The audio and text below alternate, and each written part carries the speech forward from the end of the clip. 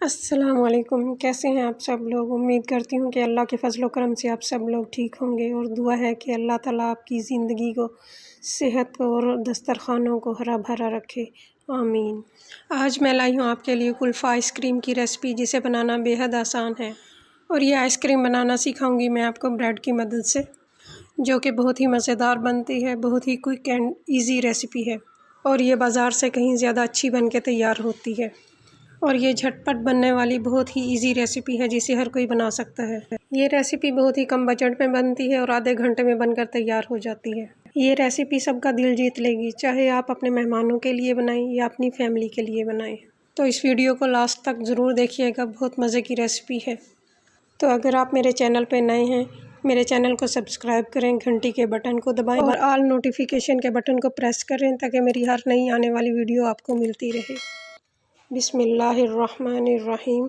तो चलें कुल्फ़ा आइसक्रीम की रेसिपी बनाना शुरू करते हैं। इसके लिए दूध लिए है मैंने 1.5 लीटर।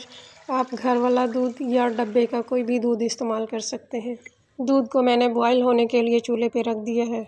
अब आपने करना ये है कि डब्बा रोटी के 3 स्लाइस लें और इनको किनारों समेत तोड़कर ब्लेंडर जार में डाल दें। या मसाला पीसने वाले ग्राइंडर को अच्छी तरह साफ़ कर लें और इसमें पीस लें। बस इसको बहुत बारीक सा पीसना है। दूध में बॉयल आ चुका है। अब मैं चीनी इसमें डालूँगी। चीनी मैंने ली है 3/4 कप, यानी पौना कप। पौना कप का मतलब है कि आप 1 कप के 4 हिस्से करें, 3 हिस्से इस्तेमाल कर लें और 1 हिस्सा छोड़ दें। और अगर आपको चीनी तेज़ पसंद है तो आप 1 कप पूरा डाल दें।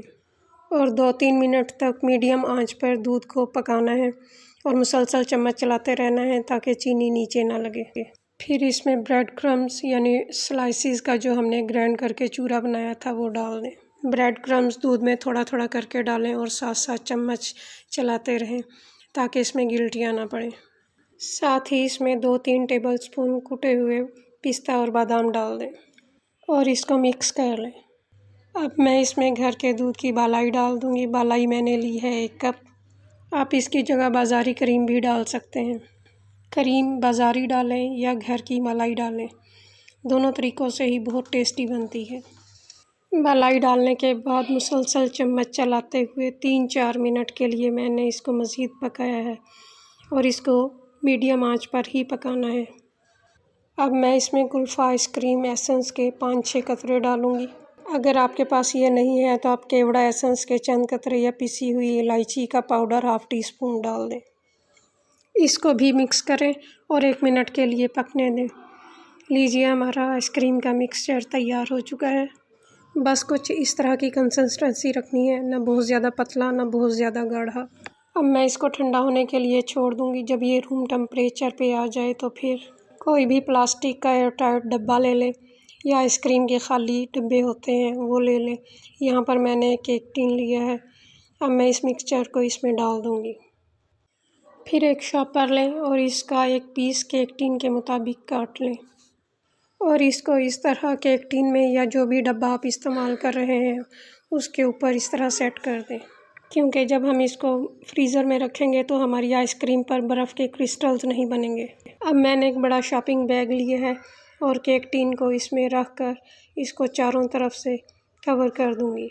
आप फॉइल पेपर या प्लास्टिक रैप भी इस्तेमाल कर सकते हैं, लेकिन ये हर घर में मौजूद नहीं होते। मैं आपको वो तरीके बताती हूँ जो बहुत आसान है और हर कोई इसको आसानी से इस्तेमाल कर सकता है, आपके लिए किसी किस्म की टेंशन या परेशानी का बाइस ना हो। मैंने इसको मुकम्मल कवर कर दिया। मैं इसको 2-3 घंटे के लिए फ्रीज़र में रख दूँगी। 2-3 घंटे के बाद मैंने इसको फ्रीज़र से निकाला और चम्मच से इस आइसक्रीम को अच्छी तरह मिक्स कर दिया। केक टिन को मैंने दोबारा से उसी तरह कवर कर दिया है जिस तरह मैंने पहले किया था। अब मैं इसको 8-9 घंटे के लिए दोबारा फ्रीज़र में रख दूँगी।